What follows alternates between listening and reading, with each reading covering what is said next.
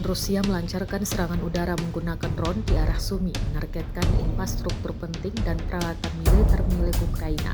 Serangan tersebut tampak dalam video yang diunggah di kanal Telegram resmi militer pro-Rusia pada Kamis 1 Mei 2025. Dalam serangan itu beberapa sasaran berhasil dihancurkan, termasuk gardu listrik yang menjadi sumber energi penting di wilayah tersebut. Selain itu, drone serang Rusia juga menghantam unit drone tempur Baba Yaga milik Ukraina serta kendaraan lapis baja jenis Max Pro dan beberapa kendaraan tempur lainnya. Rekaman video memperlihatkan momen-momen presisi dari serangan udara tersebut dengan ledakan besar terjadi saat drone menghantam sasaran.